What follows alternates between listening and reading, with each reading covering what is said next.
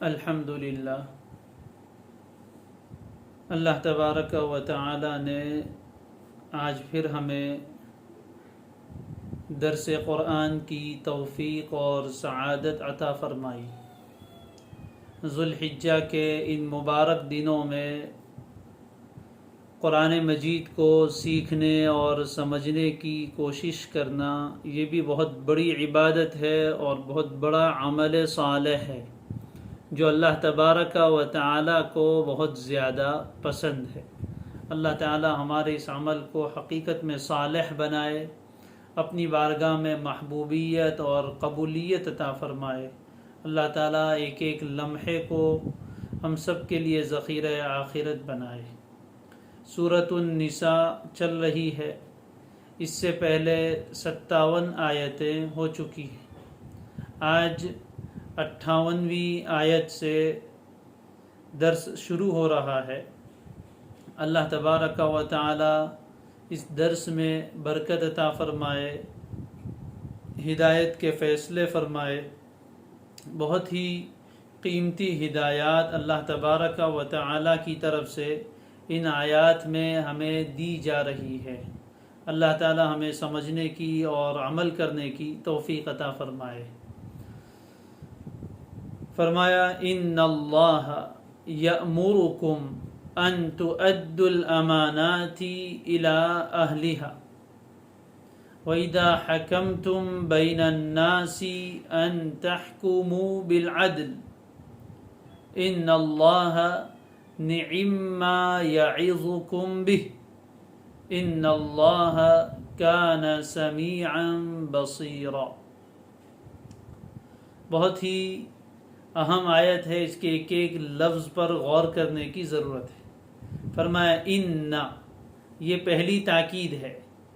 اس کے بعد لفظ اللہ جو اس میں جلالہ ہے، اللہ تعالیٰ کی عظمت شان پر دلالت کرتا ہے، اس کے جلال کو ظاہر کرتا ہے۔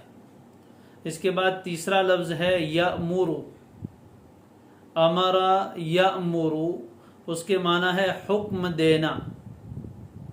حکم کا لفظ شاید اس آیت میں چھپے ہوئے معنی کو اتنا ظاہر نہ کرے۔ اگر میں یوں کہوں آرڈر کرنا، تو آرڈر، اور وہ بھی کسی بڑے حاکم کی طرف سے ہو، تو اس کا معنی آپ سمجھ سکتے ہیں۔ اللہ تعالیٰ نے یہاں یہ بات یأمر، یقیناً، ان کا ترجمہ یقیناً، بے شک، اللہ یأمرکم، تمہیں اس بات کا حکم دے رہا ہے، اس بات کا آرڈر کر رہا ہے۔ اب یہ جو تین کلمے ان اللہ یأمر، اس میں جو تاکید ہے، اس میں جو عظمت ہے، وہ خود اس بات پر ہمیں ابھارتی ہے کہ اس کے بعد والی چیز کو ہم اچھی طرح غور سے سنیں۔ آپ ذرا سا دنیا کی مثال لے لیجئے۔ اگر دنیا کی معمولی کورٹ کا حکم اور آرڈر آ جائے، پہلے ضلع کے اعتبار سے ایک کورٹ ہوتی ہے، صوبے کی ایک کورٹ ہوتی ہے، اس کے بعد آگے جا کر ہائی کورٹ اور پھر سپریم کورٹ ہوتی ہے۔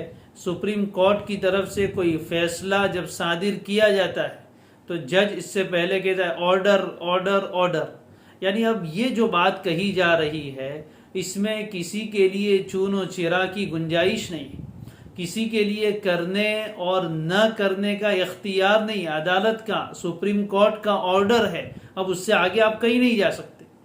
تو اب سوچئے کہ یہاں آرڈر کس کا ہے؟ احکم الحاکمین کا، مالک الملک کا، شہنشاہ اعظم کا۔ ان اللہ یأمرکم، یقیناً اللہ تمہیں حکم دے رہا ہے، آرڈر کر رہا ہے، کس چیز کا؟ ان تؤدوا الامانات الی اہلہا، ادا یؤدی، ادا کر دینا۔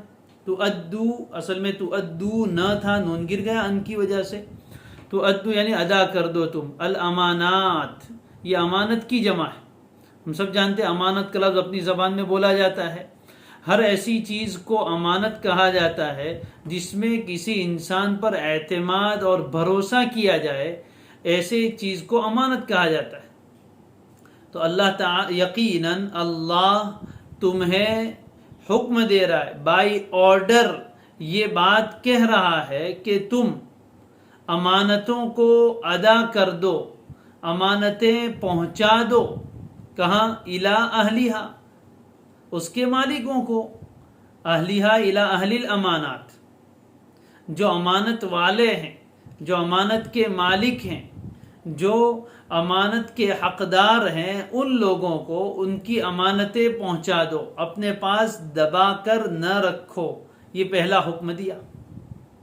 امانت، ابھی میں نے عرض کیا کہ ہر وہ چیز جس میں کسی آدمی پر اعتماد کیا جائے. امانت بنا ہی امن سے. امن کے معنی کسی پر بھروسہ کرنا. اصل تو امن کے معنی ہوتے ہیں بے خوف ہو جانا. ایک آدمی جب کسی دوسرے کے پاس امانت رکھتا ہے، مثال کے طور پر اپنی کوئی قیمتی چیز زیور ہے یا پیسے ہے، دوسرے کے پاس امانت رکھتا ہے، اس کا کیا معنی؟ کہ جس کے پاس امانت رکھ رہا ہے، اس آدمی کے بارے میں، امانت رکھنے والے کو پورا اعتماد ہے، پورا بھروسہ ہے، اس کو کوئی خوف نہیں ہے کہ یہ آدمی میری یہ چیز کھا جائے گا. تبھی تو اس کے پاس امانت رکھ رہا ہے. جس کے بارے میں خوف ہو اس کے پاس کوئی امانت نہیں رکھتا. تو امانت میں اصل معنی ہے بے خوف ہونے کا. یعنی ایک آدمی کسی کو امانت دے کر خود بے خوف ہو جاتا ہے کہ اب میرا مال، میری یہ قیمتی چیز محفوظ ہو گئی. اسی سے لفظ نکلا ہے امانت. ما یؤتمن علیہ، جس چیز پر اعتماد کیا جائے. چاہے اب وہ چیز کبھی تو مال ہوتا ہے، کبھی کوئی قیمتی چیز ہوتی ہے، کبھی کوئی قیمتی بات ہوتی ہے، وہ بھی امانت ہوتی ہے. راز کی باتیں، وہ بھی امانت ہے. اسی طرح کسی کے ساتھ کیا ہوا قول و قرار، یہ بھی امانت ہے.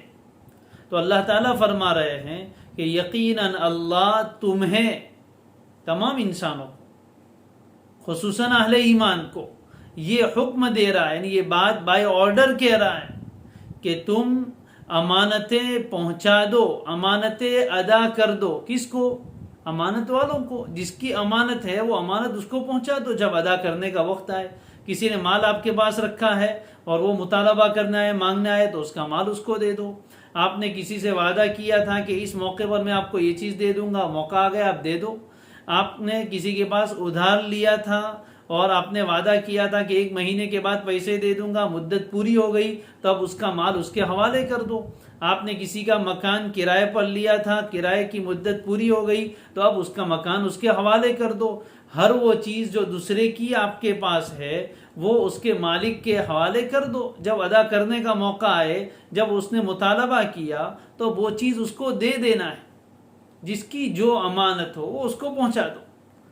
اس میں اللہ کی امانتیں بھی آ گئی اور اللہ کے بندوں کی امانتیں بھی آ گئی. یعنی اللہ کے حقوق بھی آ گئے اور بندوں کے حقوق بھی آ گئے. اللہ تعالیٰ نے مال دیا ہے، سال پورا ہوا، زکوٰۃ کی ادائیگی. اب یہ زکوٰۃ کی مقدار مال ہمارے پاس امانت ہو گیا، یہ اللہ کا حق ہے، اور اللہ کے بتانے سے غریبوں کا اور ناداروں کا، مستحق لوگوں کا حق بن گیا. تو یہ زکوٰۃ کا مال اٹھا کر اس کے مستحق تک پہنچا دو، یہ اللہ کا حق ہے. اسی طرح قربانی کا موقع آ رہا ہے، آپ پر قربانی واجب ہے، اللہ نے مال دیا ہے تو اب اتنا مال اللہ کو واپس کرنا ہے، موقع آ گیا ہے قربانی کا، تو یہ امانت ہے. اب یہ مال آپ کے پاس، وہ اللہ کو پہنچا دو، یعنی قربانی کر لو. اسی طرح جو آپ نے ایمان لا کر اللہ تعالیٰ کے ساتھ قول و قرار کیا ہے کہ اللہ ہم آپ کے احکامات کو پورا کریں گے، بجا لائیں گے، جب کبھی ان احکام میں سے کسی حکم کا موقع آ جائے تو وہ حکم پورا کر ڈالو. گویا پوری شریعت اس میں آ گئی. اور بندوں کے جو حقوق ہیں وہ بھی ان کو دے دو، یہ ان کی امانت ہے. یہ امانت ہے. کسی کے ساتھ پیار محبت کرنا، اپنے بیوی بچوں کے ساتھ، یہ ان کا حق ہے، تو یہ امانت ان کے حوالے کر دو. شوہر کی اطاعت و خدمت کرنا، یہ شوہر کا بیوی پر حق ہے، تو وہ اس کو ادا کرو. اللہ تمہیں حکم دے رہا ہے، آرڈر کر رہا ہے کہ امانتیں جو بھی ہے، چاہے وہ ظاہری امانتیں ہوں، باطنی امانتیں ہوں، اور مالی امانتیں ہوں، حقوق کی امانتیں ہوں، اللہ کی امانت ہو، اللہ کے بندوں کی امانت ہو، وہ ساری امانتیں اس میں آ گئی، جمع ہے. وہ کس کو دے دو؟ جس کا وہ حق بنتا ہے اس تک پہنچا دو. کتنا جامع جملہ. اگر امانت میں خیانت کی جائے وہیں سے سارا بگاڑ شروع ہوتا ہے. حق والوں کا حق انہیں نہ دیا جائے تو وہاں سے سماج میں، معاشرے میں بگاڑ اور خرابیاں شروع ہوتی ہے. لہذا یہ بہت تاکید کے ساتھ اللہ تعالیٰ فرما رہا ہے، ان ایک پہلی تاکید، لفظ اللہ دوسری تاکید، اور یأمر تیسری تاکید۔ سرسری پڑھنے کی ضرورت نہیں ہے، جس طرح میں نے ابھی کہا اسی طرح کی ایک آیت عام طور پر خطبے میں ہم سنتے ہیں ہر جمعہ کے، ان اللہ یأمر بالعدل والاحسان وایتاء ذی القربى، وہاں بھی یہی ان اللہ یأمر، اور اسی طرح کا جملہ وہاں بھی آگے عدلہ کا حکم ہے، یہاں بھی عدلہ کا حکم آ رہا ہے، اور وہاں بھی نصیحت کی بات ہے، یہاں بھی نصیحت کی بات آگے آ رہی ہے۔ بہت ملتی جلتی آیت ہے، 14ویں پارے کا پونا پارا جہاں ہوتا ہے اس کے بعد کیا ہے۔ بہرحال تو فرمایا یقیناً اللہ تمہیں یہ حکم دے رہا ہے، اے ہر قرآن پڑھنے والے کو، کہ تم امانتیں اس کے مالکوں کے حوالے کر دو۔ جس کی جو امانت تمہارے پاس ہے اس کی ادائیگی کا موقع اور وقت آ جائے تو امانت اس تک پہنچا دینی ہے، یعنی امانت میں خیانت نہیں کرنی ہے، نہ باتوں کی امانت میں خیانت کرنی ہے، نہ مال کی امانت میں، نہ حقوق کی امانت میں۔ پورا دین اس میں آ گیا، یہ ہے قرآن کی جامعیت۔ پھر آگے دوسری بات بیان فرمائی کہ اللہ تمہیں اور کیا حکم دیتا ہے، ان تحکموا بالعدل اذا حکمتم بین الناس، ایسا ہے اصل میں، حکم یحکم فیصلہ کرنا، عدل کے معنی انصاف برابری، حکم یحکم فیصلہ کرنا بین الناس لوگوں کے درمیان، اور جب تم لوگوں کے درمیان فیصلہ کرنے لگو تو عدل انصاف کے ساتھ فیصلہ کرو۔ یعنی یہ بھی اللہ تمہیں حکم دیتا ہے کہ جب کبھی موقع آ جائے کہ تم کسی دو انسان کے درمیان یا چند انسانوں کے درمیان، دو جماعتوں کے درمیان فیصل بن کر بیٹھ گئے ہیں، قاضی بن کر بیٹھے ہیں، فیصلہ کرنے لگے ہیں، تو اس فیصلہ کرنے میں تمہیں عدل و انصاف کا لحاظ رکھنا ہے، جس کا جو حق بنتا ہے اس کو وہ دو۔ اس سلسلے میں ذرہ برابر گڑبڑ نہیں کر سکتے، عدل و انصاف کے تقاضے سے پیچھے نہیں ہٹ سکتے، نہ رشتہ دار کی طرفداری کر سکتے ہیں، نہ برادری کی طرفداری کر سکتے ہیں، نہ اپنے تعلق والے کی حمایت کر سکتے ہیں، نہ رشوت لے کر کوئی فیصلہ بدل سکتے ہیں، نہیں۔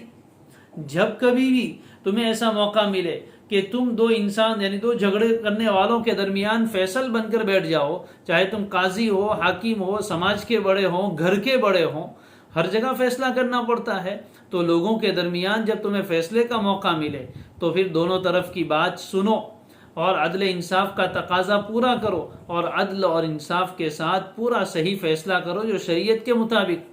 طرفداری کر کے کسی ایک جانب والوں کی طرفداری اور حمایت کر کے فیصلہ نہیں کر سکتے، ان سے کوئی رشوت لے کر فیصلہ نہیں کر سکتے۔ تو یہ دو حکم دیے گئے اللہ تعالیٰ کی طرف سے بڑے تاکید کے ساتھ بائی آرڈر۔ نمبر 1، امانتیں ان کے حقداروں تک پہنچا دی جائے، اس میں کسی طرح کی خیانت نہ کی جائے۔ چنانچہ دوسری ایک آیت میں اللہ فرماتے یا ایھا الذین آمنوا لا تخونوا اللہ والرسول وتخونوا اماناتکم وانتم تعلمون، اے ایمان والو اللہ کے ساتھ بھی خیانت نہ کرو، اللہ کے رسول کے ساتھ بھی خیانت نہ کرو، اور آپس میں ایک دوسرے کے ساتھ بھی خیانت نہ کرو جانتے بوجھتے ہوئے۔ لہذا ہر طرح کی خیانت سے اپنے آپ کو بچانا یہ پہلا تاکیدی حکم ہے۔ یہ خیانت بہت ہی خطرناک چیز ہے۔ لا ایمان لمن لا امانت لہ، حضور اکرم صلی اللہ علیہ وسلم بار بار یہ ارشاد فرماتے تھے کہ جس کے پاس امانت داری نہیں ہے اس کا تو ایمان ہی نہیں۔ لہذا امانت داری یہ بہت بڑی چیز ہے، اور امانت داری صرف پیسے میں نہیں ہوتی کہ کسی نے 1,00,000 روپیہ رکھے ہیں تو وقت پر اس کو ادا کر دی، یہ بھی امانت داری ہے۔ لیکن عربی میں امانت داری کا مفہوم بہت بڑا ہے۔ جس کسی کا حق ہم پر ہے یا جس کسی نے ہم پر اعتماد کیا ہے اس کے اعتماد کو ٹھیس نہ پہنچنے دے اور اس کے حق کی ادائیگی میں کوتاہی نہ کرے، یہ حقیقت میں امانت دار آدمی ہے۔ اللہ ہم سب کو ایسا بنائے۔ اور دوسرا، جب کبھی فیصلہ کرنے کا موقع آئے، چاہے اپنے گھر میں ہو، اپنے نفس کے بارے میں فیصلہ کرنے کا موقع آئے، تو نفس کے ساتھ بھی عدل و انصاف کا معاملہ کرو۔ میاں بیوی کے درمیان کا معاملہ ہے تو وہاں بھی عدل و انصاف کا معاملہ کرو، اپنے بچوں کے درمیان ہے تو وہاں بھی عدل و انصاف کا معاملہ کرو، آپ گھر کے بڑے بن گئے ہیں، بیٹے اور بہو کے درمیان کا معاملہ ہے تو وہاں انصاف کرو، آپ باپ ہیں، دو بھائیوں کے درمیان جھگڑا ہو گیا تو وہاں انصاف کرو، آپ سماج کے کوئی چودھری اور بڑے آدمی ہیں، لوگ اپنا جھگڑا آپ کے پاس لے کر آتے ہیں تو وہاں عدل و انصاف کا معاملہ کرو، آپ کو اللہ نے اور اونچا منصب دیا، آپ قاضی بن گئے ہیں اور لوگ آپ کے پاس مقدمہ لے کر آتے ہیں تو ان کے درمیان انصاف کرو۔ جہاں کہیں بھی موقع آئے فیصلہ کرنا ہو تو عدل و انصاف کے ساتھ، چاہے دوستوں کے درمیان ہو یا دشمنوں کے درمیان، جہاں کہیں بھی ہو. قرآن مجید نے جگہ جگہ عدل و انصاف کی تاکید فرمائی. یا ایھا الذین آمنوا کونوا قوامین بالقسط شہداء للہ ولو علی انفسکم او الوالدین والاقربین. اگر تمہارا یہ فیصلہ عدل و انصاف کی بنیاد پر اپنے ہی خلاف آ رہا ہو تب بھی عدل و انصاف کا معاملہ کرو. تمہارے والدین کے خلاف جا رہا ہو تو والدین کے خلاف فیصلہ کرو، اس لیے کہ عدل و انصاف کا تقاضا یہی ہے. تمہارے قریب ترین رشتہ دار ہے، انتہائی غریب ہے، پھر بھی اگر فیصلہ عدل و انصاف کا تقاضا ان کے خلاف ہے تو ان کے خلاف فیصلہ کرو. اللہ تعالیٰ تم سے زیادہ مہربان ہے ان پر. بہرحال تو قرآن نے جگہ جگہ اس کی تاکید فرمائی ہے. تو یہ دوسرا حکم دیا. اب بات چل رہی تھی آرڈر کی، اور آرڈر آپ سمجھتے ہیں بہت سخت زبان ہوتی ہے. قرآن مجید قانون کی کوئی خشک کتاب نہیں ہے کہ اس میں صرف قانون بیان کیے گئے کہ یہ جرم کرے تو یہ سزا، یہ جرم کرے تو یہ سزا. جیسے لو کی اور قانون کی کتابیں ہوتی ہے حکومت کی، اس میں اسی طرح لکھا جاتا ہے. قرآن مجید قانون بھی بیان کرتا ہے اور اپنی دفعات اور سزائیں بھی مقرر کرتا ہے، لیکن ساتھ میں نصیحت کا پہلو بھی نہیں چھوڑتا. آگے فرمایا ان اللہ نعم ما یعظکم بہ. ان اللہ نعم اصل میں تھا نعم ما، میم کا میم میں ادغام کر دیا گیا اور حرکت آگے دے دی گئی تو نعم ہو گیا. اصل میں نعم ما، اور نعم کا لفظ عربی میں آتا ہے کسی چیز کی تعریف کرنے کے لیے. جیسے نعم المولا و نعم النصیر، اللہ بہترین مولا ہے، بہترین مددگار ہے. وہی نعم کا لفظ یہاں بھی ہے. یعظکم وعظ یعظ وعظا، نصیحت کرنا. وعظ بولتے رہتے ہیں فلاں مولانا کا وعظ ہے. وعظ کسے کہتے ہیں؟ وعظ کے معنی ہے التذکیر بالخیر والتحذیر من الشر باسلوب یرق لہ القلوب. بھلائی کی یاد دہانی کروانا، بھلائی کی یاد دہانی کروانا، برائی سے روکنا اور ڈرانا ایسے اسلوب میں، ایسے انداز بیان سے کہ جس سے دل نرم ہو جائے. واعظ کہتے ہی ایسی بات کو جس میں دل نرم ہو، ترغیب بھی ہو ترہیب بھی ہو، شوق بھی دلایا جائے اور خوف بھی دلایا جائے. فرمایا ان اللہ نعم ما یعظکم بہ. لوگ علماء سے، بزرگوں سے درخواست کر حضرت کچھ نصیحت کیجئے، حضرت کچھ نصیحت کیجئے. لیجئے اللہ سے اچھی نصیحت کرنے والا کون ہو سکتا ہے؟ فرمایا یقیناً اللہ کیا ہی بہترین نصیحت کر رہا ہے تم کو. اللہ کیا ہی بہترین نصیحت کر رہا ہے تم کو. کیا پیارا انداز اور کیا پیارا اسلوب ہے. ان اللہ نعم ما یعظکم بہ. یقین رکھو کہ اللہ بہت ہی پیاری نصیحت کر رہا ہے، بہت ہی بہتر نصیحت کر رہا ہے، بہت ہی اچھی نصیحت کر رہا ہے. یعنی اسی میں تمہارا فائدہ ہے کہ تم عدل و انصاف کے تقاضوں کو پورا کرو اور امانت داری کو اپناؤ. یہ اللہ کی نصیحت ہے، اور کتنی پیاری، کتنی اچھی، کتنی عمدہ، کتنی بہترین نصیحت ہے. کیا اتنی اچھی نصیحت کو بھی نہیں اپناؤ گے؟ اگر تم اس نصیحت پر عمل کرتے ہو اور سب امانت دار بن جاتے ہو تو سماج میں کوئی انسان پریشان اور دکھی نہیں ہوگا، سب خوش ہوں گے، اس لیے کہ ہر انسان کا حق اس کو مل رہا ہے. اور فیصلہ جب عدل و انصاف کے مطابق ہوگا تو اس کا فائدہ تمام افراد کو ہوگا، پورے سماج اور معاشرے کو ہوگا. اور جب فیصلے عدل و انصاف کے خلاف ہوں گے، ظالمانہ فیصلے ہوں گے، تو پھر لوگوں کی اندر سے جذبات مجروح ہوں گے، لوگ پریشان ہوں گے، پھر جرائم بڑھیں گے، کرائم بڑھیں گے. جب عدل و انصاف قاضی نہیں کرے گا تو پھر لوگ خود قانون کو اپنے ہاتھ میں لیں گے اور سماج میں انارکی پھیل جائے گی، بدامنی پھیل جائے گی، خوف و ہراس کا عالم ہو جائے گا، تم خود پریشان ہو جاؤ گے. اللہ تو تمہیں کتنی پیاری اور کتنی عمدہ نصیحت کر رہا ہے، کیا پھر بھی تم عمل نہیں کرو گے؟ اور اس کے بعد آیت ختم کی ان اللہ کان سمیعا بصیرا. یقیناً، یہ تیسری مرتبہ ان آیا ہے. بار بار اللہ یقین دلا رہا ہے، تاکید پیدا کر رہا ہے. یقیناً اللہ سب کچھ سننے والا، سب کچھ دیکھنے والا ہے. اس میں ترغیب بھی ہے، ترہیب بھی ہے. جو لوگ اس آیت پر عمل کرتے ہیں، امانت داری کے تقاضوں کو پورا کرتے ہیں، عدل و انصاف کے تقاضوں کو پورا کرتے ہیں، ان سے کہا گیا اللہ سن رہا ہے کہ تم امانت دار ہو اور تم فیصلہ عدل کے مطابق کرنے والے ہو. اللہ تمہاری اس امانت داری کو اور عدل پروری کو دیکھ رہا ہے تو پھر اس کے مطابق تمہیں بہترین بدلے سے نوازے گا۔ اور اس میں ترہیب اور ڈر بھی ہے کہ جو لوگ امانت داری میں خیانت کرتے اور عدل و انصاف کے بجائے ظلم کی روش اختیار کرتے، ان سے بھی کہا گیا، وارننگ دی گئی کہ یاد رکھنا اللہ سن رہا ہے اور دیکھ رہا ہے تمہاری خیانت کو، تمہاری ظلم پروری کو، لہذا اس کے مطابق تمہیں سزا دے گا۔ اب اس آیت پر تم عمل کرتے ہو کہ نہیں کرتے؟ اللہ تعالیٰ کے آرڈر کو پورا کرتے ہو کہ نہیں کرتے؟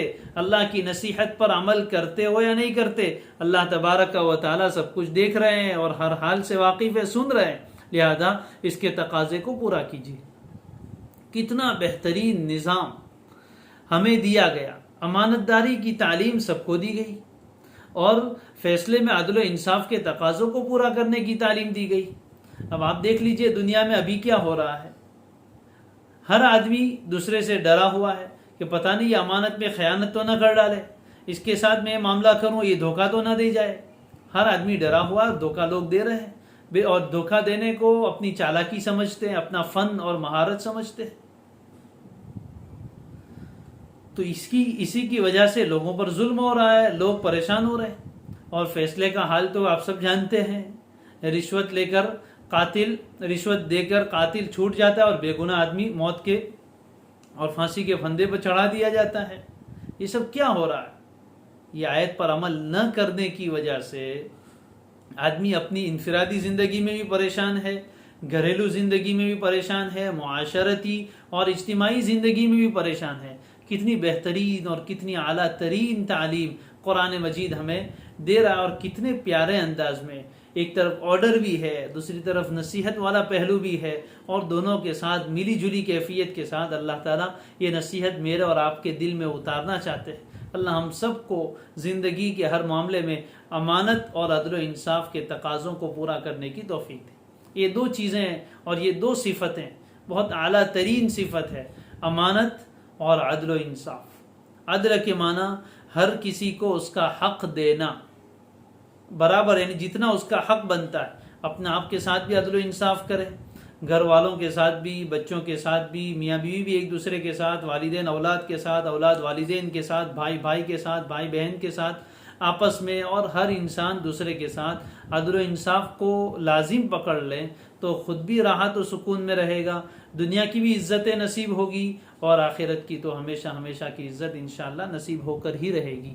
بہرحال یہ آیت ہمیں بہت زیادہ اپنے دل و دماغ میں محفوظ رکھنی چاہیے اور اس کے پر عمل کرنے کی زندگی کے ہر مرحلے میں کوشش کرنی چاہیے، اپنا احتساب کرنا چاہیے، اپنا حساب لینا چاہیے کہ میں کتنا امانت دار ہوں، میرے اندر عدل و انصاف کتنا ہے، میں کس کا کتنا حق ادا کر رہا ہوں، کس کا کتنا حق دبا رہا ہوں۔ ان چیزوں کو سوچ کر پھر آگے انسان بڑھے، اگر کوتاہی ہے تو اس کی اصلاح کی کوشش کرے، توبہ استغفار کرے، آئندہ عدل و انصاف کے اور امانت داری کے تقاضوں کو پورا کرنے کی کوشش کرے۔ خیر یہ تو بڑا لمبا مضمون ہے، امانت داری کے زمرے میں کیا کیا چیزیں شامل ہو جاتی ہے، تفصیلات فقہا نے لکھی ہے، علماء نے بیان فرمائی ہے، آپ ان کتابوں کی طرف رجوع کریں تو آپ کو پتہ چلے گا۔ آگے فرمایا یا ایھا الذین آمنوا، یہ بھی بڑی اہم ہدایت دی جا رہی ہے، اہل ایمان کو مخاطب فرمایا، یا ایھا الذین آمنوا، اے ایمان والو، اطیعوا اللہ واطیعوا الرسول واولی الامر منکم۔ اطاعت تو جانتے ہیں، فرما برداری، حکم پورا کرنا، بات مان لینا۔ اطیعوا امر کا صیغہ ہے، آرڈر ہے، یہ بھی تم اطاعت کرو، فرما برداری کرو، کہنا مانو، کس کا؟ اللہ کا، اللہ کی اطاعت کرو، اللہ کی فرما برداری کرو، اللہ کا کہنا مانو۔ وَأَطِيعُوا الرَّسُولَ، اور رسول کی اطاعت کرو، رسول کی فرما برداری کرو، رسول کا کہنا مانو۔ رسول سے مراد نبی اکرم صلی اللہ علیہ وسلم، الرسول ہے، الف لام کی وجہ سے تعین ہو گئی کہ یہاں رسول سے مراد نبی اکرم صلی اللہ علیہ وسلم ہے۔ تو اللہ کی بھی اطاعت کرو اور اللہ کے رسول کی بھی اطاعت کرو، اور رسول کی اطاعت در حقیقت اللہ ہی کی اطاعت ہے، لیکن پھر بھی ایسا بھی کہہ سکتے تھے اطیعوا اللہ والرسول، بات شارٹ میں ہو جاتی، لیکن اللہ نے اطیعوا کا لفظ دو مرتبہ استعمال کیا، اطیعوا اللہ واطیعوا الرسول، تم اللہ کا کہنا مانو اور تم رسول کا کہنا مانو. یہ کہنا مانو دو مرتبہ، یہ تاکید کے لیے، رسول کی اطاعت کی اہمیت کو ظاہر کرنے کے لیے، اور یہ بتانے کے لیے کہ رسول اگر کوئی ایسی بات کا حکم دے جو اگرچہ قرآن مجید میں صاف ستھرے الفاظ میں موجود نہیں ہے، پھر بھی اس کو ماننا ہے. ما آتاکم الرسول فخذوہ وما نہاکم عنہ فانتہوا. رسول جو کچھ تمہیں دے اس کو لے لو، اور رسول جس سے منع کرے اس سے رک جاؤ. تو قرآن میں اجمالاً آ گیا ہے، لہذا رسول کی اطاعت ہر حال میں کی جائے گی مطلقاً، چاہے وہ قرآن مجید میں صراحتاً وہ حکم آیا ہو یا نہ آیا. لہذا جو لوگ کہتے ہیں کہ ہم حدیث کو نہیں مانتے صرف قرآن کو مانتے ہیں، وہ کافر ہے، قرآن کے حکم کو نہ ماننے والے. لہذا جس طرح قرآن مجید کے احکام کو ماننا ہے، اسی طرح رسول اللہ صلی اللہ علیہ وسلم کے احکامات کو بھی ماننا ہے. اور اس کے بعد کیا فرمایا؟ وَأُولِي الْأَمْرِ مِنْكُمْ. اولو الامر، اولو یہ ذو کی جمع ہے، ذو کی معنی والا، امر کے معنی حکم کے بھی ہوتے ہیں. اولو الامر سے کیا مراد ہے؟ اس سلسلے میں علماء کے دو قول ہیں. پہلا قول یہ اولو الامر سے مراد حاکم، منکم تم میں سے، یعنی تم مسلمانوں میں سے جو حاکم بنے ہیں، جو خلیفہ بنے ہیں، وہ تمہارے اولو الامر ہے، اس لیے کہ وہ حاکم ہے، وہی قرآن اللہ اور رسول کی اطاعت کا کام کریں گے. یعنی لوگوں کے پاس اللہ اور رسول کی اطاعت کروانے کی ذمہ داری ان حکام کی، خلفاء کی ہے جو حاکم بنے ہیں، ان کی ہے. تو اولو الامر سے مراد پہلا قول یہ ہے کہ اولو الامر سے مراد حکام، جو مسلمانوں کے حکمران ہوتے ہیں، جو خلیفہ ہوتے ہیں، ان کی بات بھی مانی جائے گی، ان کی بھی اطاعت کرنی ہوگی.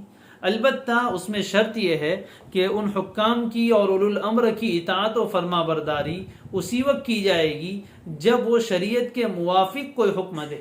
اگر شریعت کے خلاف کوئی حکم دیتے ہیں تو ان کی بات نہیں مانی جائے گی، اس لیے کہ قاعدہ ہے لا طاعت لمخلوق فی معصیت الخالق. جہاں خالق کی نافرمانی ہوتی ہو وہاں کسی مخلوق کا حکم مانا نہیں جا سکتا. لہذا اس بات کا خیال رکھنا ہے.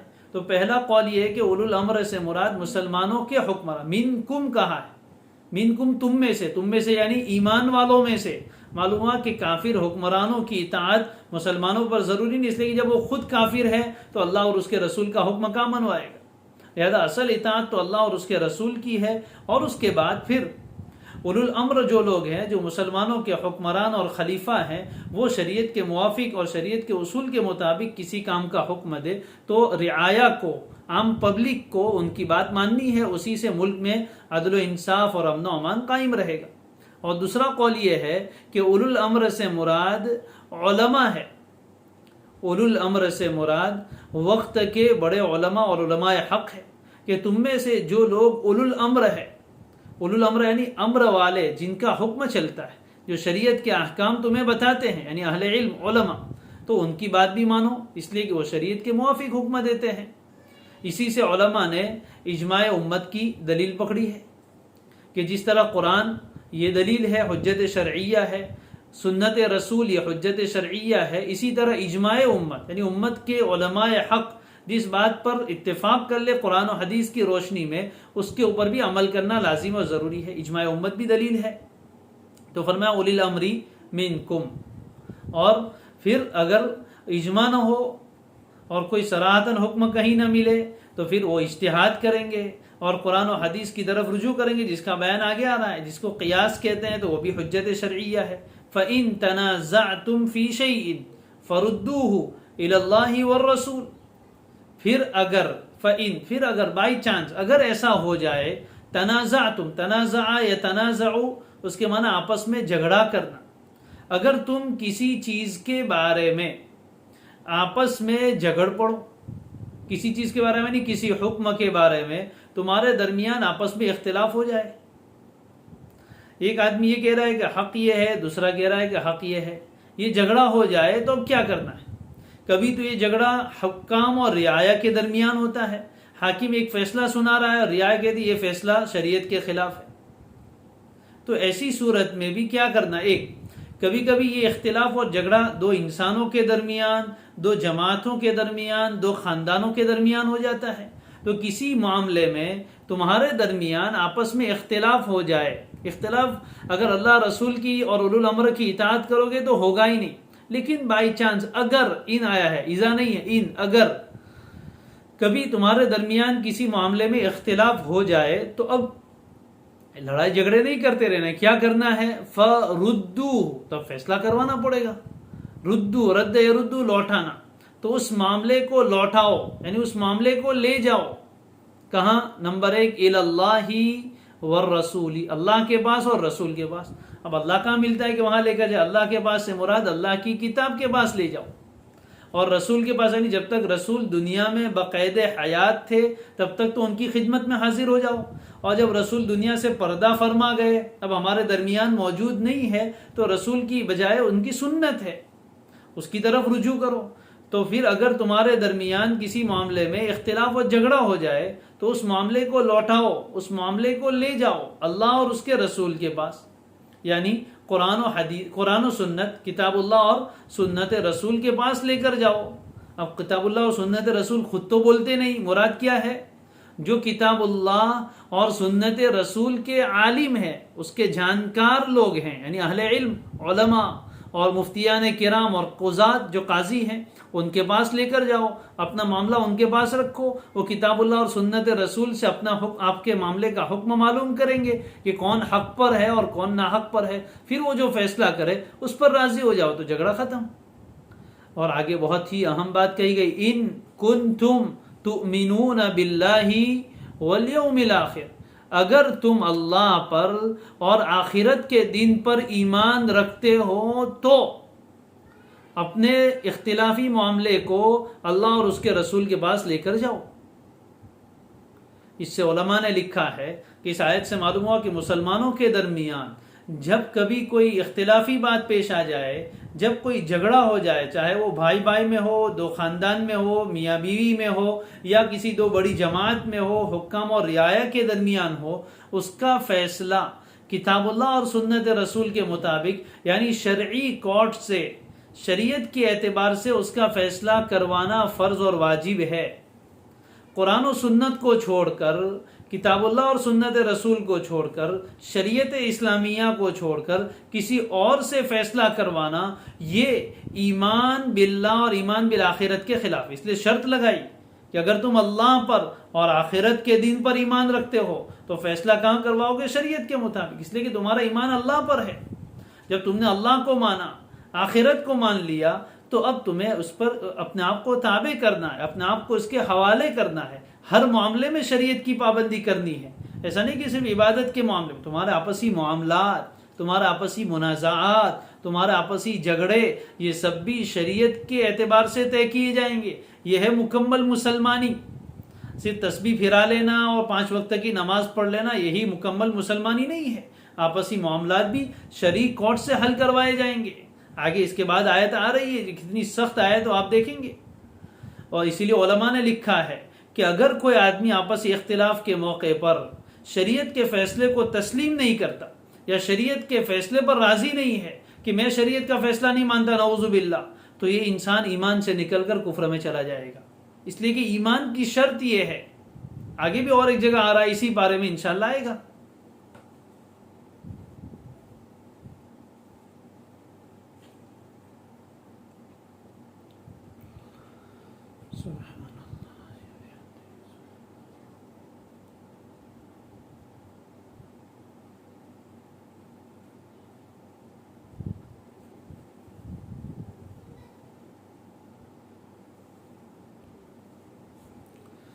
تو اس آیت سے معلوم یہ ہوا کہ مسلمانوں کے درمیان جو بھی کوئی اختلافات اور جھگڑے ہوں تو انہیں شرعی کورٹ سے، شریعت کی روح سے اپنے معاملات حل کروانے چاہیے. اگر وہ کہیں اور جاتے ہیں، قرآن و سنت کے علاوہ کسی اور قانون کے فیصلے کو اپنے لیے تسلیم کرتے ہیں، تو یہ ایمان کی شرط کے خلاف ہے. اس لیے علماء فرماتے ہیں کہ اگر کوئی شریعت کے فیصلے کو نہیں مانتا، انکار کرتا ہے کہ میں نہیں مانتا، تو نعوذ باللہ وہ کافر ہو جائے گا. ذالک خیر. آگے اللہ ترغیب دے رہے ہیں. قرآن مجید بار بار آرڈر کی زبان، حالانکہ اللہ کو حق ہے کہ بائی آرڈر ہم سے کام لے، گن پوائنٹ پہ کام لے، اللہ کو حق ہے، لیکن اللہ تعالیٰ ایسا نہیں کرتے، ترغیب سے کام لیتے. ذالک خیر. یہ یعنی اللہ کی اطاعت کرنا، رسول کی اطاعت کرنا، اولو الامر کی یعنی حاکموں کی اور علماء کی بات مان کر چلنا یہ، اور اگر کوئی جھگڑا ہو جائے تو کتاب اللہ اور سنت رسول سے اس جھگڑے کا حل نکالنا، یہ سب باتیں خیرن بہت بہتر ہے اپنی منمانی کرنے سے، وَأَحْسَنُ تَأْوِيلًا خیر کے معنی بہت بہتر ہے، کس سے؟ اپنی منمانی اور اس کے خلاف سے، یعنی نافرمانی کے مقابلے میں فرما برداری بہتر ہے۔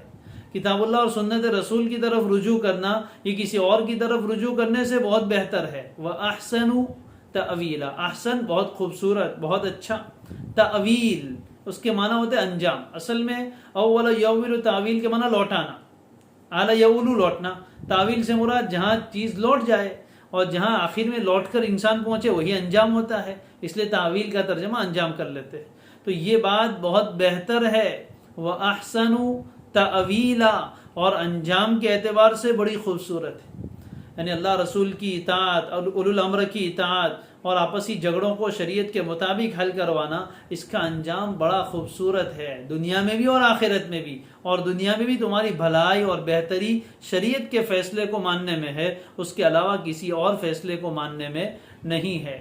آگے بھی اللہ تعالیٰ اسی سلسلے میں اس بات کو اور زیادہ مؤکد کرنے کے لیے واقعہ بیان فرماتے ہیں، اور تعجب کی بات کہتے ہیں کہ مدینہ منورہ میں بھی کچھ لوگ بظاہر مسلمان تھے، کلمہ پڑھتے تھے زبان سے، لیکن اندر سے کافر تھے، جن کو منافق کہا جاتا ہے۔ ایسے منافق لوگ بھی بہت سارے تھے، اور یہودی بھی آباد تھے۔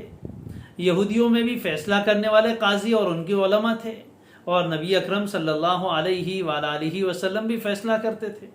مدینہ میں رہنے والے بھی ہمارے جیسے انسان تھے، ان کے درمیان بھی کچھ اختلاف ہو جاتے تھے، جھگڑے ہو جاتے تھے۔ چنانچہ ایسا ہی واقعہ پیش آیا کہ ایک یہودی اور ایک منافق کے درمیان کسی معاملے میں جھگڑا ہو گیا۔ حقیقت اور ریالٹی یہ تھی کہ یہودی حق پر تھا اور منافق جو بظاہر مسلمان تھا وہ باطل پر تھا۔ وہ دونوں بھی اپنے اندر سمجھ رہے تھے کہ میں حق پر ہوں، اور یہ بھی سمجھ رہا تھا کہ میں باطل پر ہوں۔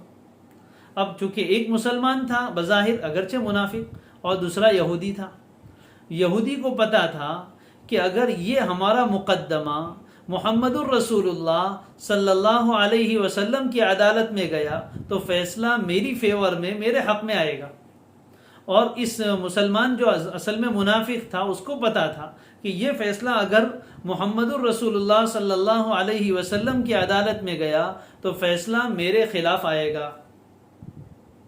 اور یہ منافق جانتا تھا کہ یہودیوں کا قاضی جس کا نام کعب ابن اشرف تھا، چونکہ یہودی جو قاضی تھے وہ سب رشوت خور تھے، وہاں پیسے دے کر کام اپنے فیور میں فیصلہ کرا لیا جاتا جیسے آج کل ہوتا ہے عام طور پر۔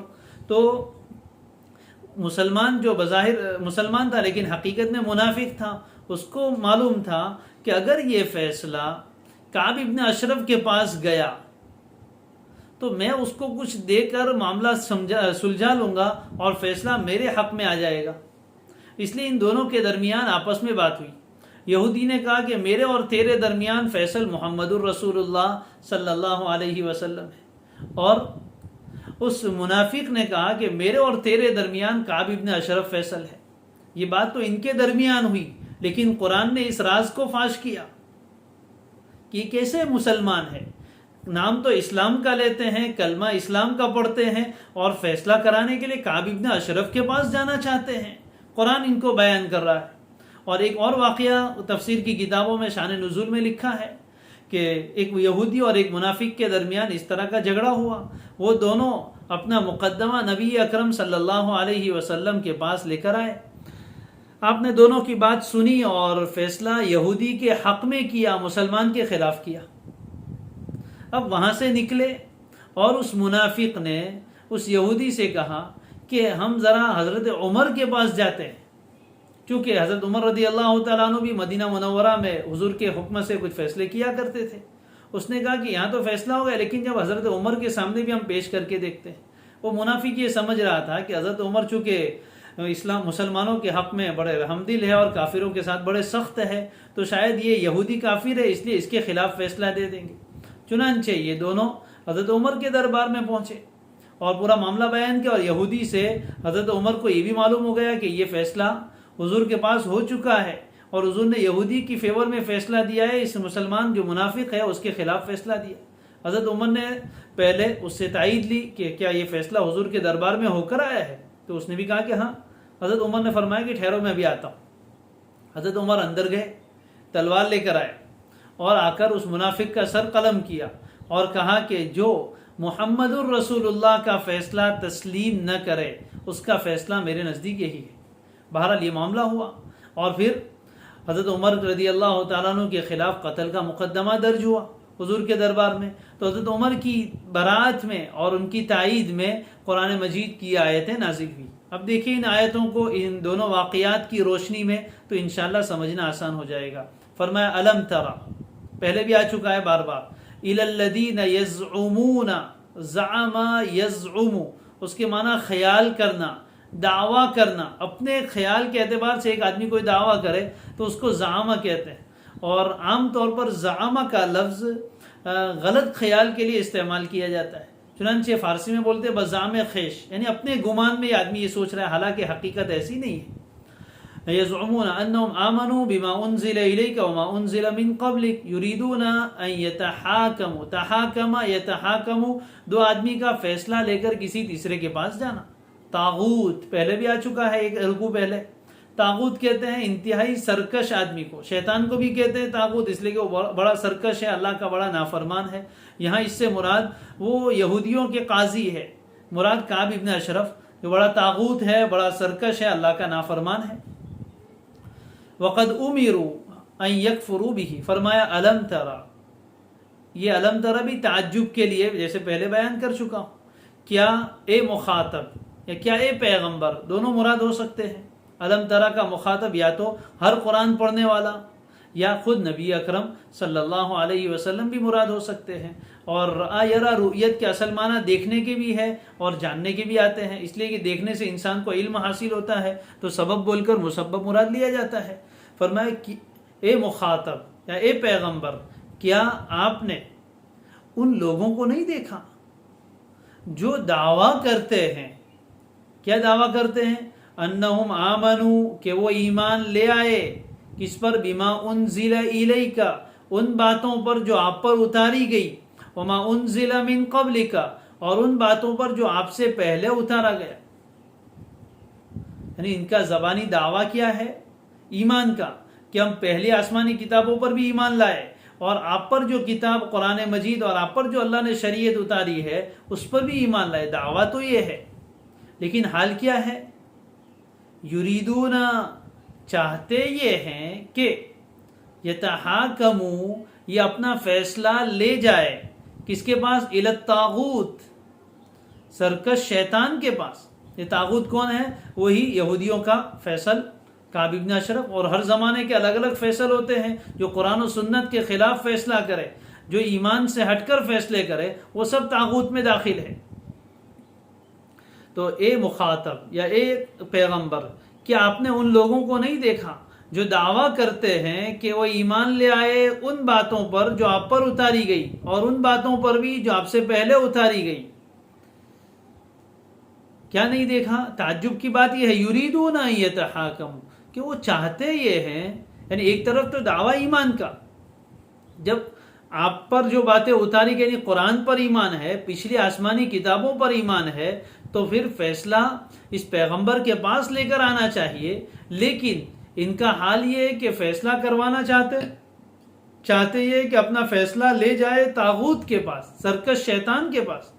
وقد امروا، حالانکہ، یہ واو حالیہ ہے، حالانکہ حکم انہیں یہ دیا گیا تھا کہ وہ اس کا انکار کرے، ان یکفروا بہ، کفر یکفر، انکار کرنا، نہ ماننا، اس طاغوت کو اور سرکش شیطان کو، خلاف شریعت بات کرنے والوں کو نہ مانے، اس کا انہیں آرڈر دیا گیا تھا، حکم دیا گیا تھا۔ اس کے باوجود ایک طرف ایمان کا دعویٰ، دوسری طرف انہیں حکم بھی دیا گیا کہ طاغوت کا انکار کرے، پھر بھی یہ لوگ فیصلہ اس طاغوت کے پاس لے کر جانا چاہتے ہیں۔ یہ تعجب کی بات ہے یا نہیں ہے؟ یقیناً تعجب کی بات ہے کہ نام لیتے ہیں اسلام کا اور فیصلہ کرواتے غیر مسلموں کے پاس۔ تو یقیناً تو تمہیں اس کا مطلب یہ ہوا کہ تمہیں اسلام کی عدالت پر اعتماد نہیں ہے، اسلام کے عدل و انصاف پر تمہیں بھروسہ نہیں ہے، تبھی تو دوسری عدالت میں اپنے فیصلے لے کر جانا چاہتے۔ تو یقینی یہ بڑی تعجب کی بات ہے کہ ایمان لانا یہ تو اس بات کی دلیل ہے کہ تمہیں اسلام کے اوپر پورا اعتماد ہے، اسلام کے عدل و انصاف پر پورا بھروسہ ہے، اور پھر فیصلہ کروانے کے لیے دنیاوی عدالتوں میں جانا، انسانوں کے بنائے ہوئے قانون کا سہارا لینا، اس کا مطلب یہ ہوا کہ تمہیں اسلام کے عدل و انصاف پر اعتماد اور بھروسہ نہیں ہے۔ اگر اسلام کے عدل و انصاف پر اعتماد اور بھروسہ نہیں ہے تو تمہارا ایمان ہوا کہاں؟ وَيُرِيدُ الشَّيْطَانُ أَن يُضِلَّهُمْ ضَلَالًا بَعِيدًا، اور شیطان تو یہ چاہتا ہے، یرید چاہتا ہے الشیطان ان یضلہم، کہ انہیں گمراہی میں بہت دور لے جا کر ڈال دے، اور ضل یضل، گمراہ کر دینا، راستہ بھٹکا دینا، یہ صحیح راستہ ہے جنت والا، وہ کون سا؟ اسلام، اس راستے سے ہٹا دے تمہیں، اور ہٹا کر ضلالا بعیدا، گمراہی میں اتنا دور لے جا کر پہنچا دے کہ وہاں سے واپسی ممکن نہ ہو۔ اور شیطان یہ چاہتا ہے کہ تمہیں بہکا کر بہت دور لے جا کر ڈال دے، اس لیے شیطان کی راہ نہ چلو۔ اگر تمہارے درمیان کچھ تنازعہ ہو جائے، اختلاف ہو جائے، جھگڑا ہو جائے، نا اتفاقی ہو جائے، ناچاقی ہو جائے، تو یہ فیصلہ کروانے کے لیے اور اختلاف کو ختم کرنے کے لیے، اتفاق پیدا کرنے کے لیے، صلح سمجھوتے کے لیے تمہیں سہارا اسلامی عدالت کا لینا چاہیے، کتاب اللہ اور سنت رسول کے مطابق اپنا فیصلہ کروانا چاہیے، تمہارے ایمان کا تقاضا ہے۔ اب ذرا سوچ لیجیے آپ کہ جو لوگ تھوڑے سے دنیاوی فائدے کے خاطر اسلامی عدالت کو چھوڑ کر دنیاوی عدالت کا سہارا لیتے، حالانکہ دونوں طرف وادی اور پرتی وادی، پکش اور وپکش، یہ دونوں مسلمان ہے، پھر فیصلہ دنیا کی عدالت میں لے جانے کا کیا معنی؟ کیا تمہیں اسلام کے عدل و انصاف کے اوپر اعتماد نہیں ہے؟ لیکن دیکھتے ہیں کیا اسلامی عدالت کے مطابق، شریعت کے قانون کے مطابق اگر ہم یہاں فیصلہ کروانے جاتے ہیں تو میرے حق میں فیصلہ نہیں ہوگا، میرے خلاف ہوگا، یا میرا زیادہ نفع نہیں ہوگا، کم نفع ہوگا۔ اور اگر دنیا کی عدالت میں جاتے ہیں تو میرے حق میں فیصلہ ہوگا یا میرا بہت زیادہ فائدہ ہو جائے گا، تو ایسی صورت میں ایمان بالائے طاق رکھ دیتے ہیں اور اس عدالت کو ٹھکرا کر وہاں کی عدالت کے دروازے کھٹکھٹاتے ہیں۔ چنانچہ آپ دیکھ لیجئے بہت سی مرتبہ جب طلاق کی نوبت آتی ہے تو شریعت نے تو یہ کہا ہے کہ عدت کے زمانے کا خرچ عورت کو، یعنی مطلقہ عورت کو ملے گا، اس کے بعد کچھ نہیں ملے گا۔ جب اس کی نکاح میں سے نکل گئی تو اب وہ اپنے خرچے کی مالک ہوگی، شوہر کے ساتھ اس کا جب کوئی تعلق نہیں رہے گا تو شوہر کیوں پوری زندگی اس کا خرچہ اٹھائے؟ یہ بالکل عدل و انصاف کے مطابق فیصلہ ہے۔ لیکن دنیا کی عدالت یہ کہتی ہے کہ مرد نے اگر عورت کو طلاق دے دی ہے تو فورن کے ملکوں میں جاؤ تو آدھی پراپرٹی بیوی کو ملے گی، شوہر کی ملکیت میں سے آدھی ملکیت عورت کو ملے گی، اس کے 2 گھر ہے تو 1 گھر اس کو مل جائے گا، بینک میں جتنا ہے اس کا آدھا مل جائے گا، اور پھر مزید اس کو ہمارے یہاں اگر عدالت میں جائیں گے تو ہر مہینے کی خوراکی کا خرچ، نان نفقہ قاضی لکھ کر دے دے گا، ہر مہینے اتنے 1000 روپے دینے ہیں۔ عورت دیکھتی ہے کہ اگر شرعی عدالت میں جاتے ہیں تو عدت کے بعد مجھے کچھ نہیں ملے گا، اور یہاں کی عدالت میں جاتے ہیں تو عدت کے بعد لمبا خرچ ملے گا، تو اب یہ تھوڑے سے فائدے کی خاطر اسلامی عدالت کو چھوڑ کر وہاں دنیا کی عدالت میں چکر لگاتی ہے۔ یہ ایمان کو بالائے طاق رکھ دیتی ہے۔ اگر تمہیں اللہ اور اس کے رسول کے فیصلوں پر اعتماد ہے اور شریعت کے فیصلوں پر اعتماد ہے، اس کے عدل و انصاف پر اعتماد ہے، تو پھر تمہیں اپنے مقدمات کو اسلامی عدالت میں لانا چاہیے، اور شریعت جو فیصلہ کرے اس پر راضی ہونا ہے اور اس کو تسلیم کرنا ہے، جیسے آگے آ رہا ہے۔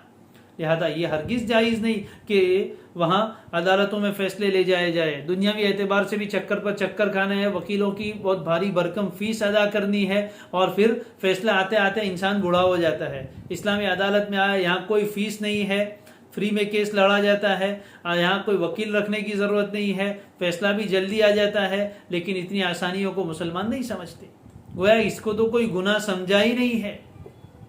بھائی لاکھوں روپے دنیا کے وکیلوں کے پیچھے خرچ کرتے ہیں اور مر جاتے ہیں، وہاں تک فیصلہ آتا نہیں ہے، لیکن اسلام کے اتنا آسان اصولوں کو اختیار کرنے سے پیچھے ہٹتے۔ اللہ صحیح سمجھ عطا فرمائے۔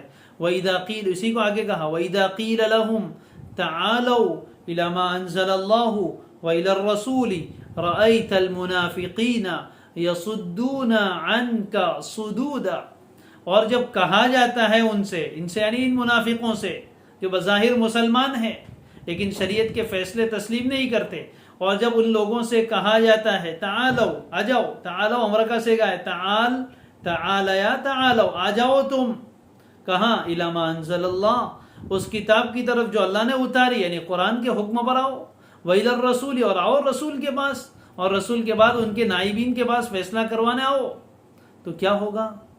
رأیت المنافقین، اے مخاطب یا اے پیغمبر آپ دیکھیں گے ان کو نہیں، المنافقین کو، حالانکہ یہاں قاعدے کے اعتبار سے اگر اتنا کہہ دیا وَإِذَا قِيلَ لَهُمْ، جس طرح یہاں لہم آیا تھا یہاں بھی کہہ دیتے رأیتہم، آپ انہیں دیکھیں گے، لیکن یہاں رأیتہم کے بجائے قرآن نے کیا کہا؟ رأیت المنافقین، ان کی نفاق کو ظاہر کرنے اور اس کی برائی ظاہر کرنے کے لیے لایا گیا۔ تو اے مخاطب یا اے پیغمبر آپ دیکھیں گے منافق لوگوں کو، یصدون عنک صدودا، کہ وہ رکتے ہیں آپ سے، بالکل رک جانا، یا ہٹتے ہیں آپ سے رک کر۔ کیا مطلب؟ اس کے دو معنی علماء نے بیان فرمائے کہ ان منافقوں کا حال بیان کیا جا رہا ہے کہ نام تو اسلام کا لیتے ہیں، اپنا نام مسلمان لکھواتے ہیں، اسلام کا لیبل اپنے اوپر لگاتے ہیں، لیکن جب ایسے کسی موقع پر انہیں کہا جاتا ہے کہ اپنا اختلاف ہے، جیسے اس یہودی نے منافق سے کہا تھا کہ میرے اور تیرے درمیان محمد الرسول اللہ صلی اللہ علیہ وسلم ہے، یعنی وہاں فیصلہ لے کر جائیں گے، تو جب ان سے کہا جاتا ہے کہ آؤ اللہ کے حکم پر اور رسول کے حکم پر ہم فیصلہ کروا لیتے ہیں، یعنی شرعی عدالت میں آ جاؤ، تو جو مومن ہے وہ تو کشا کھینچے چلے آتے ہیں، برضا و رغبت آتے ہیں، لیکن جو منافق ہیں صرف اوپر سے نام کے مسلمان ہیں، اندر سے مسلمان نہیں ہے، ان کا حال کیا ہوگا؟ آپ دیکھیں گے ان کو کہ وہ اسلامی عدالت میں آنے سے، پیغمبر کی عدالت میں آنے سے بچلتے ہیں اور وہاں سے پیچھے ہٹتے ہیں، کعب ابن اشرف کے پاس جانے کی بات کرتے ہیں، ہائی کورٹ اور سپریم کورٹ کی بات کرتے ہیں، اور وہ دوسری جو عدالتیں چلتی ہے وہ ناری سرکشا میں جانے کی بات کرتے ہیں۔ ایسے موقع پر یصدون عنک، اے پیغمبر آپ سے وہ لوگ بچلتے ہیں، ایک دم کھلم کھلا تو جا نہیں سکتے، اس لیے چپکے بہانے سے دوسرے راستے تلاش کرتے ہیں وہاں جانے کے لیے، اس لیے کہ کھلم کھلا اگر وہاں جائے تب تو حضور کے زمانے میں ان پر کفر کا فتویٰ لگ جاتا، اس لیے ایک دم سے تو جا نہیں سکتے، لیکن چپکے سے ایسی گلی نکالتے ہیں، ایسا راستہ نکالتے ہیں اور وہاں جانے کی کوشش کرتے ہیں۔ اور آج کل تو دھڑلے سے بالکل بے خوف ہو کر لوگ اسلامی عدالت کو، بلکہ ہم نے تو یہاں تک سنا کہ قاضی صاحب کے بعد اسلامی عدالت میں آ کر لوگ یہ کہتے ہیں کہ ہم تمہارے فیصلے کو نہیں مانتے۔ ایمان کی خیر منائیں، شریعت کا فیصلہ، کتاب اللہ اور سنت رسول کا فیصلہ ماننے سے انکار، اور قاضی اپنی جیب میں سے نہیں لکھتا، وہ کتاب اللہ اور سنت رسول کا فیصلہ تمہیں سناتا ہے۔ تو کوئی اگر کتاب اللہ کے، سنت رسول کے فیصلے کو ٹھکراتا ہے، نہیں مانتا ہے، تو اس کا ایمان کہاں باقی رہ جاتا ہے؟ فرمایا یصدون عنک صدودا، ایک معنی یہ کیا ہے کہ ہٹتے ہیں تجھ سے رک کر، یعنی ایک دم سے تو ہٹ نہیں سکتے لیکن دھیرے دھیرے پیچھے ہٹتے اور وہاں چلے جاتے ہیں، اور دوسرا معنی تجھ سے بالکل ہی اعراض کرتے، یعنی تیرے سامنے آنا ہی نہیں چاہتے کہ آپ کچھ فیصلہ سنائے، اس لیے آپ کو منہ ہی نہیں دکھاتے، آپ کی عدالت میں حاضری نہیں دیتے، یہ ان کا حال ہے۔ چنانچہ کتنے ہی مسلمان آج ایسے ہیں کہ ان کے پاس اسلامی عدالت میں سے سمنس جاتا ہے، نوٹس جاتی ہے کہ آپ کے خلاف ایک مقدمہ ہے، آپ یہاں آ کر جواب دیجئے، وہ صاف انکار کرتے ہم نہیں آئیں گے، اور کبھی صاف انکار تو نہیں کرتے لیکن آتے نہیں ہیں۔ یہ ہے یصدون عنک صدودا، اسلامی فیصلے کو ماننے سے پیچھے ہٹتے ہیں۔ یہ سب ایمان کے تقاضوں کے خلاف ہے۔ ہمیں یہ حکم دیا گیا ہے کہ ہم اپنے تمام معاملات کا فیصلہ شریعت کے موافق کروائے۔ پھر آگے فرمایا فَكَيْفَ اِذَا أَصَابَتْهُمْ مُصِيبَةٌ بِمَا قَدَّمَتْ أَيْدِيهِمْ، پھر کیا حال ہوگا ان لوگوں کا جب انہیں کوئی مصیبت پہنچے گی۔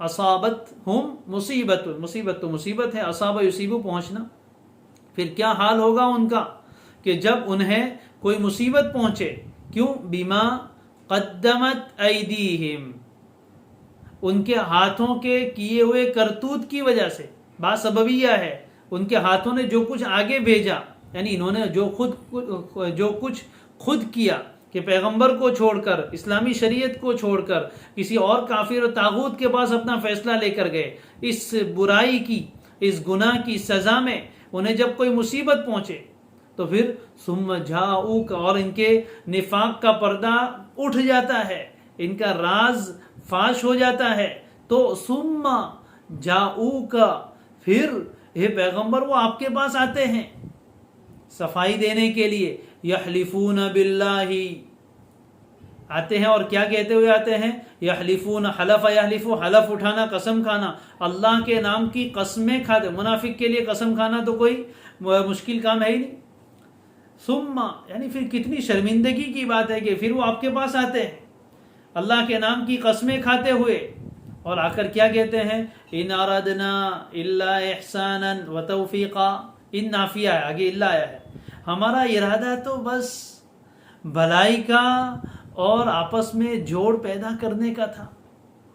یعنی جب پتہ چلتا ہے کہ محمد الرسول اللہ صلی اللہ علیہ وسلم کی عدالت کو چھوڑ کر کوئی مسلمان منافق کعب بن اشرف کے پاس یا یہودیوں کے پاس یا کسی اور سردار کے پاس گیا ہے فیصلہ لینے کے لیے، اور وہ بات کھل جاتی ہے، سامنے آ جاتی ہے، حضور کے کانوں تک بھی یہ بات پہنچتی ہے، تو پھر وہ لوگ دوڑے چلے آتے ہیں حضور کی خدمت میں، اور آ کر قسمیں باللہ تاللہ واللہ کرتے ہیں، اللہ کے نام کی قسمیں کھاتے ہیں، جھوٹی قسمیں، اور قسمیں کھا کر کیا کہتے ہیں؟ حضور ہم تو آپ کے پاس ہی فیصلہ کروانے کے لیے آنا چاہتے تھے، لیکن ہم تو وہاں اس لیے گئے کہ ہمارا ارادہ کوئی برا نہیں تھا، ہماری نیت بالکل صاف ستھری ہے، ہم تو بس یہ چاہتے تھے کہ کچھ بھلائی کا معاملہ ہو جائے اور ہمارے درمیان جوڑ کی شکل پیدا ہو جائے، اس لیے گئے تھے، باقی فیصلہ تو ہمیں آپ کا ہی تسلیم ہے۔ ظاہر ہے کہ کیا منہ لے کر حضور کے سامنے آئیں گے؟ جب ان کا راز جیسے حضرت عمر والے معاملے میں ہوا، حضرت عمر نے جب اس کو قتل کر دیا اور اس کا مقدمہ آیا، تو یہاں کر چاپلوسی کرنے لگے کہ ہم تو اصل میں اس لیے گئے تھے وہاں حضرت عمر کے پاس کہ کچھ صلح سمجھوتے کی صورت نکل آئے، آپس میں ملاپ ہو جائے، اس طرح کی باتیں کرتے ہیں۔ اللہ فرماتے ان کی زبانی باتوں پر پیغمبر مت جانا، اولئک الذین یعلم اللہ ما فی قلوبہم، یہی وہ لوگ ہیں کہ اللہ جانتا ہے ان کے دلوں میں کیا ہے۔ اولئک الذین یعلم اللہ ما فی قلوبہم، یہی وہ لوگ ہیں، اولئک، ان کو ہائی لائٹ کر کے دکھایا جا رہا ہے، یہ فلاں جو کعب بن اشرف کے پاس یا فلاں کے پاس فیصلہ کروانے جاتے ہیں، یہی وہ لوگ ہیں، اللہ کے علم میں ہے کہ ان کے دلوں میں کیا ہے۔ زبان سے قسمیں کھا کر کہتے کہ ہم تو اس لیے گئے تھے، لیکن دل میں کون سی لالچ چھپی ہوئی ہے وہ اللہ جانتا ہے۔ اب ان کے بارے میں کیا کیجئے؟ نمبر 1، فَأَعْرِضْ عَنْهُمْ، اے پیغمبر آپ ان سے اعراض کیجئے۔ اعراض کہنا یعنی منہ موڑ لینا، اپنی ناراضگی کا اظہار کیجئے، صرف نظر کیجئے، انہیں اگنور کیجئے، نظر انداز کر دیجئے۔ فَأَعْرِضْ عَنْهُمْ، تاکہ انہیں اپنی اس برے فعل کا احساس ہو کہ حضور ہم سے ناراض ہو گئے۔ فَأَعْرِضْ عَنْهُمْ، پہلا کام آپ یہ کیجئے، یہ پیغمبر آپ ان سے اعراض کیجئے، صرف نظر کیجئے، ان کی بات پر کان ہی مت دھریے، ان کا مقدمہ خارج کر دیجئے۔ وَعِظْهُمْ، دوسرا کام، اور انہیں وعظ کہہ دیجئے، ابھی آیا تھا وعظ کی بات، وَعِظْهُمْ، عز امر کا صیغہ ہے، اور انہیں وعظ کیجئے، انہیں نصیحت کیجئے، یعنی ایسی بات کہیے جس سے ان کا دل نرم ہو اور انہیں آئندہ اس برائی سے رکنے کی توفیق ہو جائے، ایسی کوئی دل میں اثر کرنے والی بات کہیے، اور ترغیب و ترہیب سے ملی ہوئی بات کہیے۔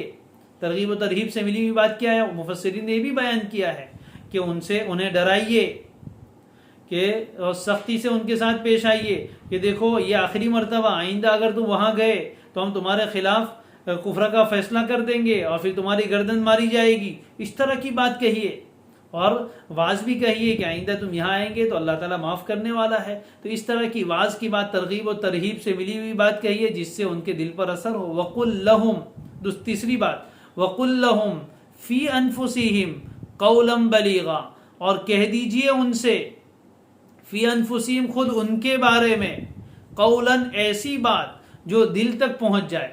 قول بلیغ، بلاغہ کے معنی پہنچنا، پہنچانا، قول بلیغ اس کو کہتے ہیں کہ جو بات دل میں اثر کر جائے، دل کے اندر تک اتر جائے، دل کو ہلا کر رکھ دے، ایسی بات کو کہتے ہیں قول بلیغ۔ اور فی انفسہم کا تعلق کس سے؟ اس سلسلے میں 2 قول ہے۔ نمبر 1، پہلا قول یہ کہ قل فی انفسہم، ان سے کہیے ان کے بارے میں، یعنی ان کے دلوں کے بارے میں، اور ان کے اندر جو نفس میں جو بیماریاں ہیں اس کے بارے میں کوئی ایسی بات اور ارشاد فرمائیے کہ جو بات ان کے دلوں کے اندر تک اتر جائے اور اثر کر جائے. اور دوسرا قول یہ کہ فی انفسہم کا تعلق قولا بلیغا سے، اور کہیے ان کو ایسی بات جو ان کے دلوں کے اندر تک اتر جائے، بلیغ ہو، بہت اندر تک پہنچنے والی، یہ کان سے سن کر اس کو اگنور نہ کر دے، ایسی پر اثر بات ان سے کہہ دیجئے. چنانچہ پیغمبر کو یہ 3 حکم دیے گئے. نمبر 1 فاعرض عنہم، اعراض کیجئے، ان سے نظر ہٹا لیجئے، توجہ زیادہ مت دیجئے ان پر. نمبر 2 انہیں واعظ و نصیحت کیجئے، دل کو نرمانے والی گرمانے والی بات کہیے. نمبر 3 ان کے دلوں کے بارے میں ان سے پر اثر بات کیجئے، ایسی بات کہیے جس کا بہت گہرا اثر پڑے اور ان کے دلوں تک پہنچ جائے، جس سے وہ سدھر جائے. بہرحال منافقین کا پردہ فاش کر دیا گیا ہے. اور ان آیات میں ایک اہم حکم یہ دیا گیا ہے کہ جب بھی کوئی معاملہ اس طرح کا ہو جائے، آپسی اختلاف ہو جائے، تو فیصلہ اپنے گھریلو معاملات ہو، آپسی سماجی معاملات ہو، شریعت کے مطابق مسلمانوں کو کروانا چاہیے. اسلامک کورٹ جگہ جگہ قائم کروانی چاہیے. الحمدللہ بہت سے علاقوں میں اللہ تعالیٰ کے نیک بندوں نے اس طرح کے شرعی کورٹ قائم کر رکھی ہے، وہاں جا کر اپنا مقدمہ پیش کرنا چاہیے. اور جگہ جگہ ایسے نئے محکمے اور قضا کے محکمے قائم کرنے چاہیے تاکہ مسلمانوں کے فیصلے اسلامی عدالت میں شریعت کے قانون کے موافق ہو. حکومت کی نظر میں بھی میں آپ کو بتا دوں، ہمارے اس ملک میں حکومت کی نظر میں بھی شرعی فیصلہ مانیہ رکھا جاتا ہے، اس کو بھی آگے مانیہ رکھ کر اپروو کیا جاتا ہے، اور اس کے مطابق پھر وہاں کا قاضی بھی فیصلہ کر سکتا ہے. اب بس اتنا فرق ہے کہ دنیا کی جو عدالت ہے اس کے قاضی کے پاس پاور ہے، اگر کوئی آدمی اس فیصلے کو نہ مانے تو پولیس آ کے ہتھ کڑی لگا دے گی. اور یہاں جو عدالتیں ہیں یہاں صرف اللہ کا خوف ہے، کوئی پولیس کا خوف نہیں ہے. یعنی یہاں قاضی صاحب نے ایک فیصلہ صادر فرمایا اور کوئی پکش کوئی فریق اس کو اگر نہ مانے تو قاضی صاحب کے پاس کوئی ایسا اختیار نہیں ہے کہ وہ اس کو پولیس بھجوا کر اس کو عدالت میں اور لاکر میں ڈال سکے. ایسا پاور ان کے پاس نہیں ہے، ان کے پاس وہ پاور ہے. اتنا فرق ہے. باقی یہاں کا لکھا ہوا فیصلہ اگر اس عدالت میں پیش کیا جائے تو بہت سی مرتبہ قاضی اسی کو آگے مانیہ رکھ کے اسی کے مطابق وہ بھی فیصلہ کر دیتا ہے. لہذا یعنی حکومت نے بھی ان شرعی کورٹ کو مانیہ رکھا ہے. پھر کیا وجہ ہے کہ مسلمان اپنا مال اور اپنا وقت ان عدالتوں میں جا کر ضائع کر رہے ہیں، چکر پہ چکر لگا کر ذلتیاں برداشت کر رہے ہیں اور عزت کے فیصلے ماننے سے انکار کر کے اپنے ایمان کو بھی نقصان پہنچاتے ہیں، اپنی دنیا کو بھی نقصان پہنچاتے ہیں. اللہ تعالی ہمیں صحیح سمجھ عطا فرمائے. آمین. وآخر دعوانا ان الحمد للہ رب العالمین.